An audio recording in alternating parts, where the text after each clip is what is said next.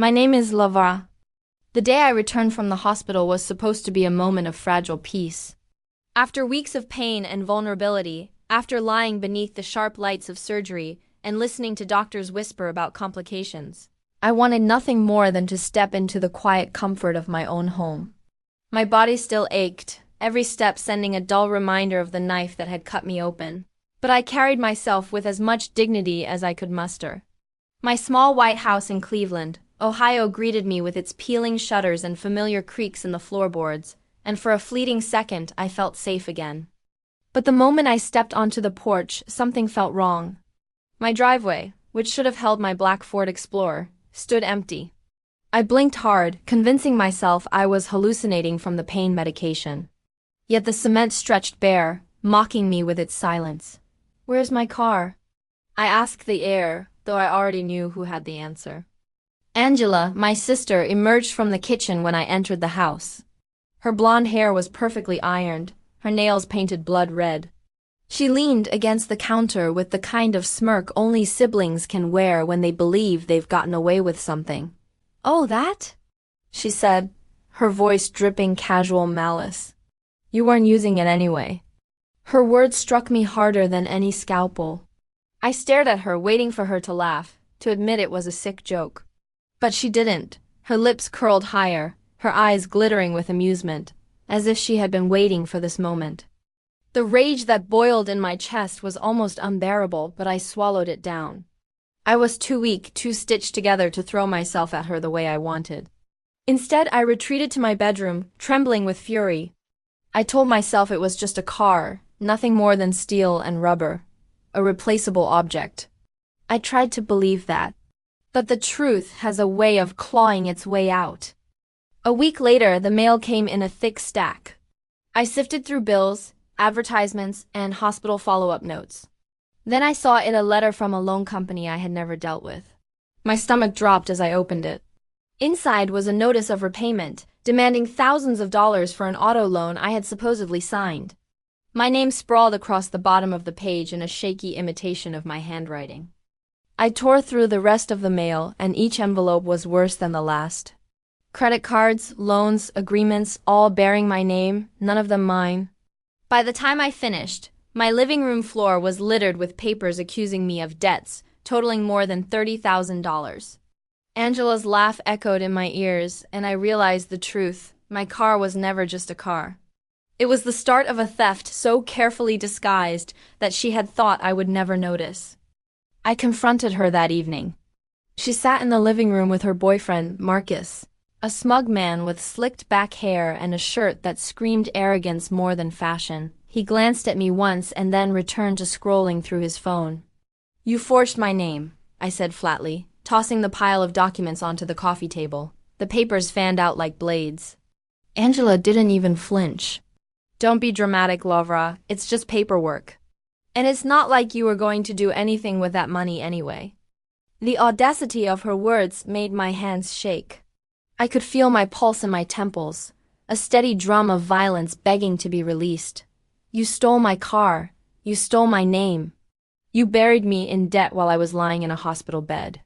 Marcus finally looked up, his smirk almost identical to Angela's. "Relax. It's just money. You'll survive." Those words nearly pushed me over the edge. For a moment I imagined grabbing the glass ashtray from the side table and smashing it across his smug face. I imagined Angela's shrieks, her perfect hair tangled in my fists as I dragged her across the floor. The violence in me was alive, demanding release, but I held it back with every ounce of restraint I had. Instead, I told her, "You'll regret this. Both of you." Her smile faltered for the first time. Good, she needed to see the fire in me. She needed to understand that I wasn't the fragile little sister she thought I was. The following days were consumed by a storm of paperwork and fury. I dug through every account, every signature, every forged document. The deeper I went, the more I realized how extensive their betrayal was. Angela and Marcus hadn't just taken my car, they had taken pieces of my identity, turning my name into a puppet for their greed. At night, when the house grew quiet, I lay awake plotting. Revenge tasted metallic in my mouth, sharp and intoxicating. I imagined their downfall in exquisite detail. Angela's tears on the witness stand, Marcus handcuffed and dragged away. But imagination wasn't enough. I wanted action. 2 weeks later, I marched into a lawyer's office in downtown Cleveland. My body still hurt from the surgery, but my determination made me walk taller than I had in months. The lawyer, a stern woman named Rebecca Carter, listened as I laid out the evidence. She tapped her pen against her desk, her eyes narrowing at the signatures. "This is fraud," she said finally. "Blatant fraud. You need to file a cease and desist immediately." Hearing those words was like gasoline to my fire. That same day I drafted the documents, my hand shaking not with fear but with unrestrained rage. I sent them off, each envelope sealed like a bullet. When Angela opened her copy, she screamed at me from across the house, her voice breaking through the walls. "You think you can threaten me? You think you can ruin us?" I stepped out of my bedroom, standing tall despite the ache in my body. "I don't think," I said. "I know." Her face twisted with anger, Marcus hovering behind her like a shadow ready to strike. But for the first time I wasn't afraid. For the first time I had chosen war. And war was exactly what they were going to get. The house was no longer mine, not truly. Its walls, once a sanctuary for my recovery and solitude, had become saturated with betrayal. Every creak of the floorboards whispered of theft. Every room reeked of Angela's perfume and Marcus's arrogance. It was as though the house itself had turned against me, siding with the enemy who now lounged in my kitchen and laughed in my living room, as though they had earned the right to occupy my space.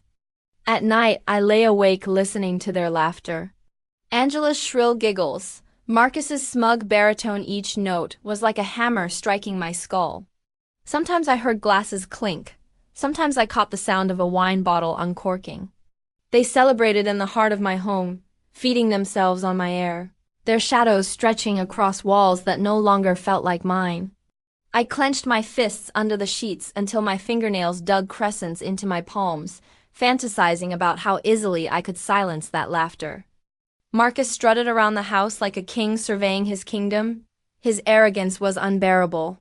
He would lean against the doorframe of the living room, his arm draped around Angela as though the two of them owned me, my life, my future. He wore a brand new silver watch that glistened beneath the dim ceiling lights. A watch worth more than $5,000. And that was when I knew. He worked at a bank in Detroit, Michigan, and the money he flaunted, the shiny trinkets, the dinners out, the expensive suits, it all traced back to my name.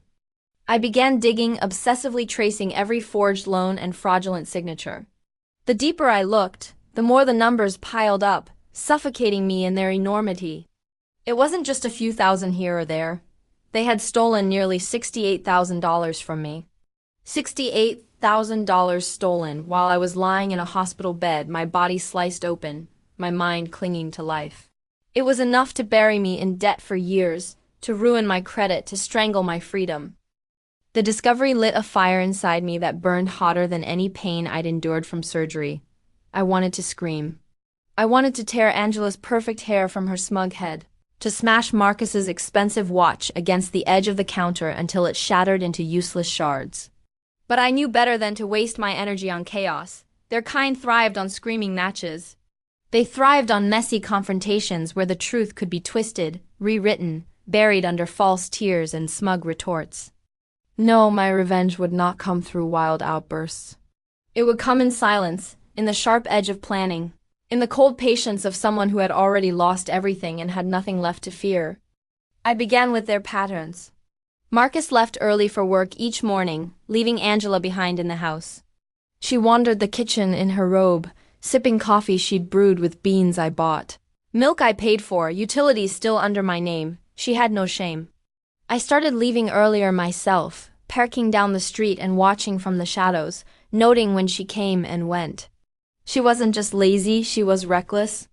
She often left the front door unlocked, assuming no one would dare cross her.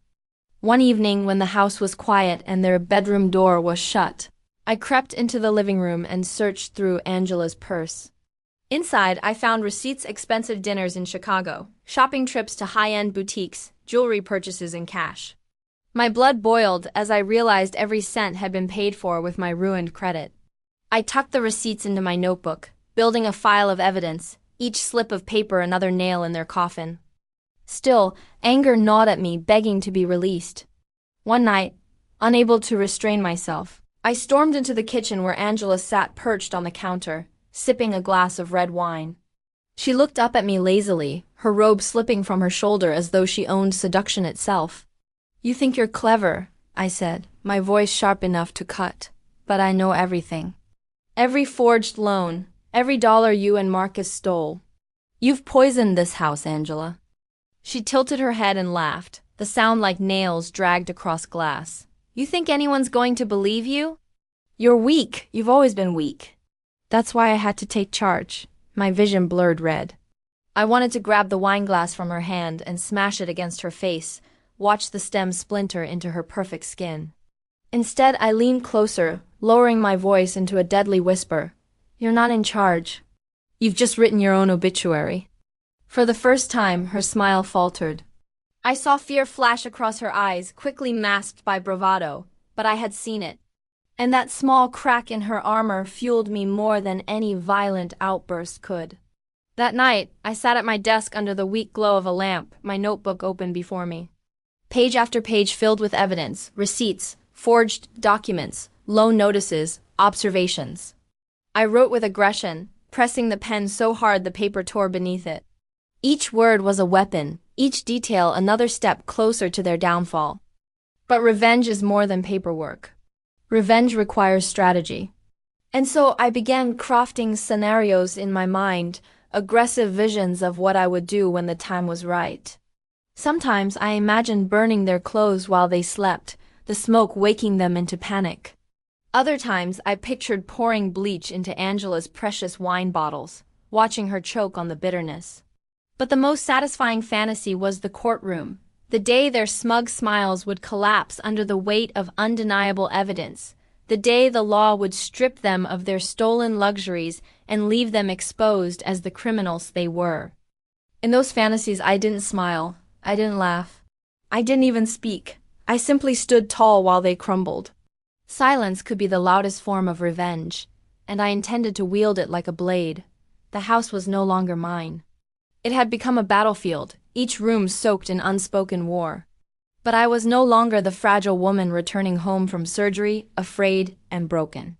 I was fire contained in flesh, sharpened by betrayal, fueled by rage. Angela thought she had won. Marcus thought his watch and his money made him untouchable. They believed they had stolen not just my car and my credit, but my power. They were wrong. I was waiting, planning, watching. And soon, very soon, they would learn what it meant to steal from someone who had nothing left to lose. I had never been a woman of wealth. What I owned carried more memory than value. A few antique chairs passed down from my grandmother, a cracked dresser that had traveled with me through 3 cities, and a box of jewelry, tarnished but cherished. Yet I sold them all. Each item exchanged for cash was another piece of my old life burned away, another step toward the war I had decided to wage. When the pawnbroker slid $3,200 across the counter in worn bills, I felt my rage ignite into purpose.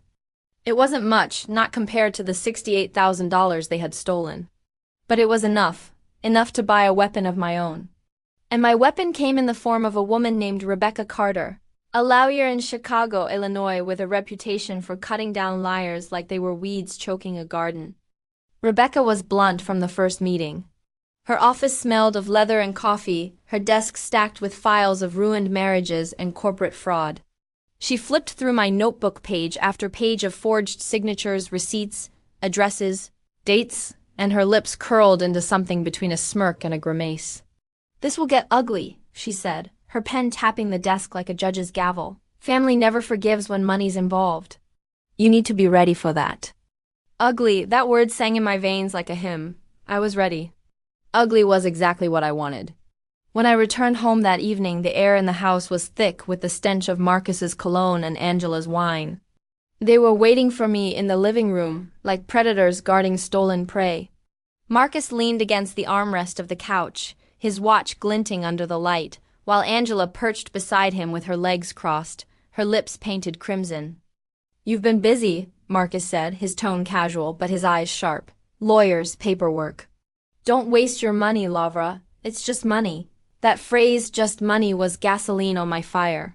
My chest tightened with fury, my fists clenched so hard my nails cut into my palms. I stepped closer, my voice low but deadly. You stole my car, you stole my name, but you won't steal my future. For the first time, Marcus faltered. His smirk twitched, as if my words had sliced through his armor. Angela laughed to cover it, but her laughter was brittle, cracked at the edges. That night I sat at my desk, the old leather notebook open in front of me. My hand moved furiously across the paper, recording everything: the time Marcus came home from work, the brand of wine Angela favored, the phone calls they tried to make when they thought I wasn't listening. Each entry was written with such aggression that the ink sometimes bled through the page. It wasn't just a notebook anymore. It was a weapon. And I intended to wield it with precision. Still, rage demanded more than ink. Rage demanded presence. One evening, Marcus cornered me in the kitchen. His face was inches from mine, his breath hot with arrogance. You think Rebecca Carter is going to save you? You think a few scraps of paper are going to undo us? Wake up, Lavra, we own you now. My jaw tightened. I imagined shoving the knife from the counter into his chest, watching the smugness drain from his eyes. I could almost feel the warmth of his blood on my hands. But violence in that moment would have been satisfaction without victory. No, I wanted more than a body on the floor. I wanted ruin. I wanted collapse. So I leaned in, whispering, "When you fall, Marcus, it won't be quick. It'll be slow. And I'll be watching every second of it." He pulled back, unsettled, though he tried to mask it with a scoff. But I saw it, the flicker of doubt. He wasn't invincible. Neither was Angela. Rebecca and I worked in secret. She filed complaints, drafted letters, and began tearing apart every bank record we could reach. Each forged signature became a noose tightening around Angela's pretty little neck. Each sudden purchase became a spotlight on Marcus's greed. But as the legal wheels turned, my aggression only grew sharper. I began planting seeds in the house itself, subtle acts of war to remind them they were living on borrowed ground. Angela's favorite perfume bottle shattered one morning, the glass scattered like daggers across the bathroom floor. Marcus's car keys went missing for 2 days, only to be found in the freezer. Small things, petty things. But each one made them nervous, unsettled, looking over their shoulders. Revenge isn't always loud. Sometimes it's the silence that eats people alive. Late at night, I walked the halls of the house with my notebook in hand, whispering to myself, rehearsing the day they would break. I pictured Angela in court, her perfect face streaked with tears, her voice trembling as the judge read out her crimes. I pictured Marcus stripped of his arrogance, his watch gone, his suits pawned, his name ruined. Those images kept me alive, kept me burning. But the aggression inside me wasn't satisfied with waiting. It pushed at my ribs, urging me to act, to strike harder. So one evening, while Angela and Marcus were gone, I rifled through their bedroom. What I found was better than I could have hoped. In the top drawer of Marcus's nightstand lay a folder filled with even more incriminating evidence: bank transfers, credit card statements, even a second set of forged documents they hadn't yet used. My hands trembled as I flipped through them, not with fear but with excitement. It was all there. Proof enough to destroy them both. When they came home that night, I greeted them with a smile sharper than glass. Angela noticed immediately, narrowing her eyes. "What are you smiling about?" she demanded. I leaned back in the chair, folding my hands calmly. "Just thinking about the future," I said. "Yours looks short." Her face twisted, but she didn't reply. Marcus muttered something under his breath, but the tension in the room told me everything I needed to know. The war had shifted. The balance of power was no longer theirs. I went to bed with fire in my veins, the notebook at my side, and dreams of their collapse circling my mind like vultures over prey. They thought they had stolen everything from me: my car, my name, my freedom. But what they had really given me was purpose, and I was going to use it to burn their world to the ground. The courthouse in New York City loomed above me like a stone fortress, cold and indifferent. Its steps were wide, its doors heavy, as though daring me to enter, but I did. I walked in with my head high, the winter wind biting at my face, my notebook clutched against my chest like a shield. I had been waiting for this day, feeding on the anticipation, nursing my rage until it was sharp enough to cut steel. Angela and Marcus were already inside when I entered the courtroom. Angela wore a cream-colored blouse, her makeup flawless, her hair styled into the kind of perfection that made strangers believe in innocence. But I knew her better. Beneath the surface, she was a viper in silk, and I was ready to crush her under my heel. Marcus sat beside her, his suit tailored, his watch gleaming under the overhead lights, as if he still believed money could buy him untouchable status. His smirk told me he thought this would be easy. Let him smirk. It would make his collapse all the more satisfying. Rebecca stood beside me, her expression calm, sharp, professional, but I saw the fire in her eyes. She had studied every detail of the case, memorized every forged signature, every unexplained bank transfer. She wasn't just my lawyer. She was my blade. When the trial began, Marcus leaned back in his chair like a man who had nothing to fear. Angela dabbed at her eyes as though tears might wing her sympathy. She played her part beautifully broken sister, overwhelmed by responsibility, caught in unfortunate circumstances. It might have worked on strangers, but not on Rebecca, not on me. The first piece of evidence was the forged car loan. Rebecca projected the documents across the courtroom. My name scrawled in a clumsy imitation, the car registration tied directly to Marcus's address. My client was in surgery, Rebecca said, her voice steady and clear. Sedated, unconscious, unable to even hold a pen, let alone sign a loan agreement. Yet here her signature appears. A signature tied directly to a vehicle Marcus Parker registered to himself 3 days later. The judge's eyes narrowed. Angela shifted in her seat. Marcus stopped smirking. I sat there, silent but seething, my fists clenched in my lap. Every word Rebecca spoke was a strike of the hammer. Every document displayed a nail driven into their coffin. Angela tried to take the stand. She wept, her voice trembling as she claimed she only did what she thought was best for me. Lavra was weak, she sniffled, dabbing at her eyes with a tissue. She couldn't handle the bills. I was trying to help. My body trembled with fury. Help? She had drained me dry, strangling me with debt, mocked me as she poured wine in my kitchen. I wanted to leap across the room and tear the mask from her face, but I stayed rooted, nails biting into my palms. Rebecca cut her apart with precision. Help, Miss Peterson? By signing $68,000 in loans under your sister's name without her knowledge? By transferring thousands into your boyfriend's account? By registering her car to him instead of her? She held up the receipts I had gathered, the statements from Marcus's knitstand. This isn't help. This is theft. This is fraud. Angela's sobs faltered. She shifted, stammered, looked to Marcus for rescue, but Marcus couldn't save her. He was drowning too. When he took the stand, his arrogance cracked like glass under pressure. He denied everything at first, denied the watch, denied the purchases, denied the transfers. But then Rebecca brought out the statements, one by one, each bearing his name, each signed in his hand. His face paled as the numbers piled against him, the trail of greed undeniable. Mr. Parker, Rebecca said, her tone slicing the air, do you expect this court to believe that your sudden acquisition of luxury watches, expensive suits, and cash withdrawals were unrelated to the loans fraudulently taken under Lavra Peterson's name? He tried to sneer, to brush it off, but his voice cracked. And in that crack, I saw everything I had been waiting for. Their collapse wasn't dramatic. It wasn't a scream or a sudden breakdown, it was slower, uglier. Angela's tears became frantic, messy, her mascara bleeding down her cheeks. Marcus's smirk dissolved into silence, his eyes darting desperately around the room. They weren't untouchable anymore. They weren't predators. They were prey, cornered and helpless. When the judge delivered the verdict, the sound of the gavel struck like thunder.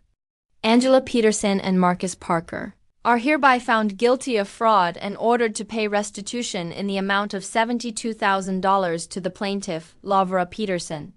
Further, this court recommends the filing of criminal charges against both parties for identity theft and fraud. The words rang in my ears, each one a victory. My sister turned toward me, her face twisted, her mouth opening in silent protest. Marcus slammed his hand against the table in rage, but their fury was nothing compared to mine. Mine was sharpened, unleashed, victorious. I rose from my seat, every step measured, deliberate. I didn't smile. Smiling would have cheapened the moment. Instead, I looked at them with the coldness of a storm.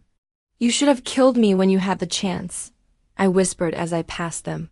Because now I'll never stop watching you fall. Their eyes widened, fear finally breaking through their bravado. It was better than any scream. Outside, the New York winter wrapped around me like ice, but I felt nothing but heat inside. My breath rose in sharp clouds, my pulse steady, my rage finally satiated. People passed by, bundled in coats, rushing through their own lives, oblivious to the war I had just won. Revenge wasn't sweet. It wasn't a gentle victory or a storybook ending. It was bitter, raw, burning, but it was mine. I had lost a sister, I had lost a car. I had lost months of peace to betrayal and rage. But what I had gained was far more valuable: power. The kind of power that comes from surviving the fire, from standing against the collapse and watching your enemies crumble. My name was no longer just Lavra, my name was survival, my name was vengeance. And I intended to carry it for the rest of my life.